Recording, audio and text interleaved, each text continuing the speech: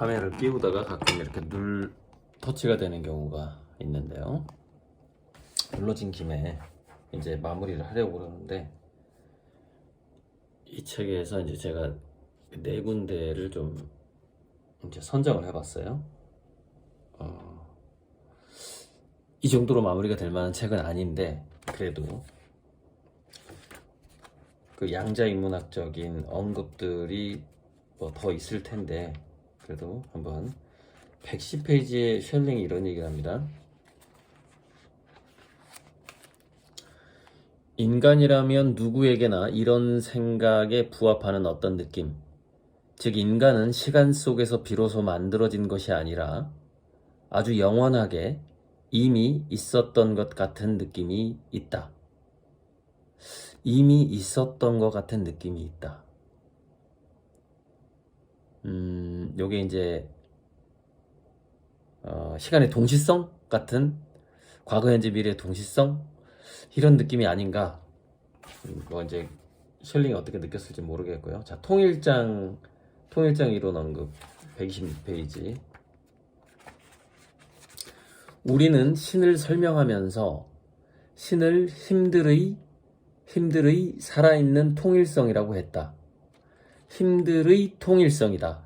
신을 이렇게 설명을 하고 있어요. 대단한 말들이죠. 그 통일장 이론을 떠오르게 하죠. 134페이지 다중우주.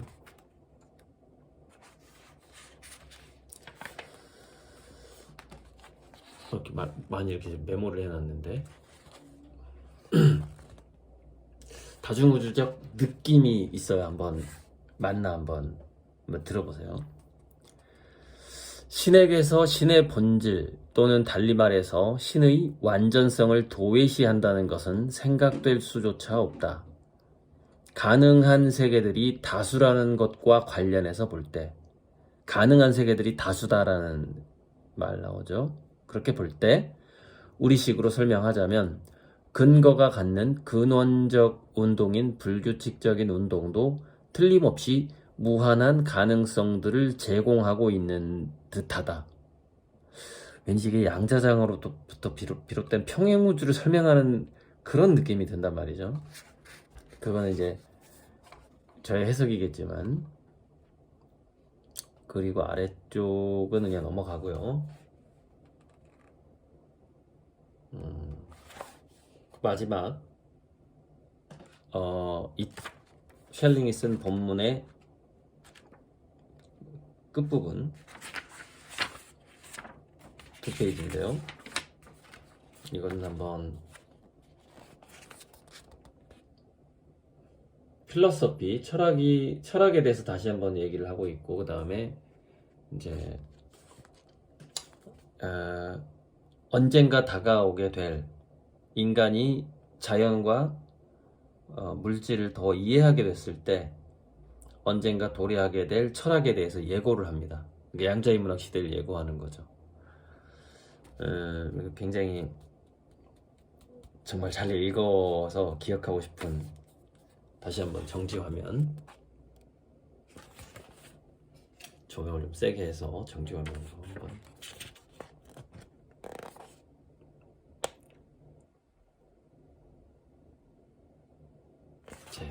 양자시대를 예고하는 글인데, 자,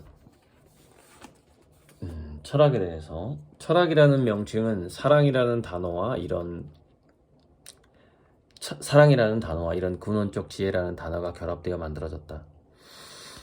사랑은 보편적으로 영감을 얻는 원리이고, 근원적 지혜는 철학이 지향하는 본래의 목적이다. 사랑은 영감을 얻는 원리다. 이 단어만으로도 좀 감동이 있네요. 자, 이제 마지막 문장. 잠시만요.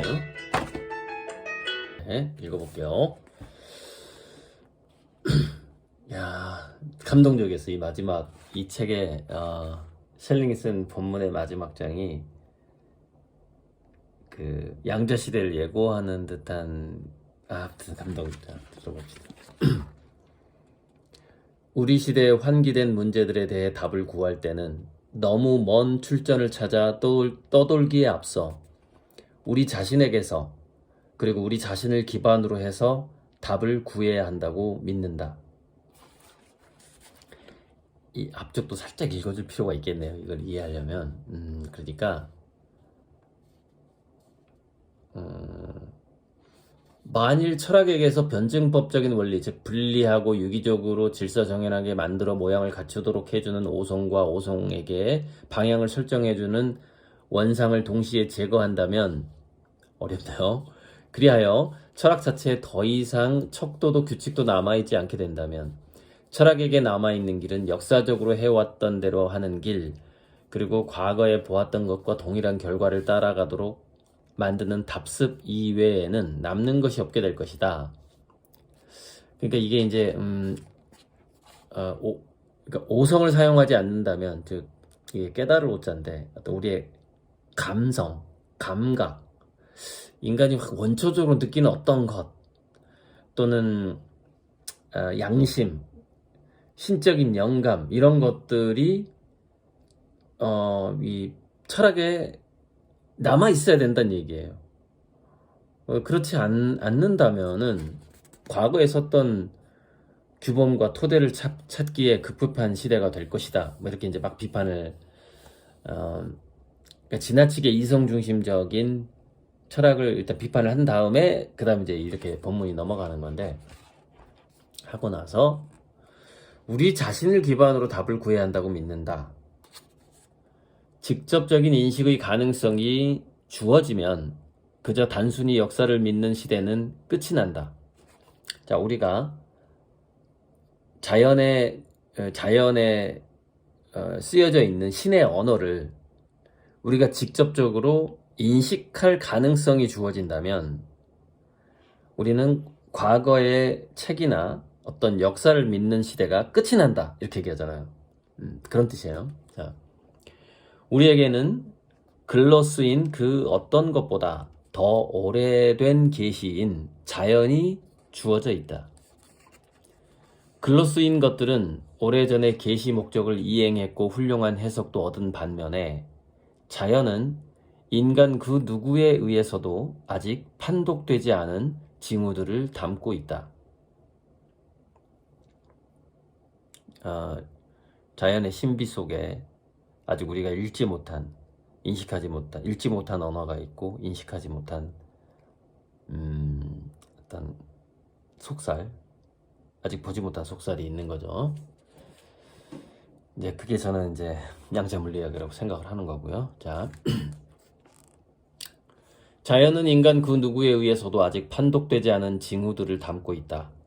이 쓰이지 않는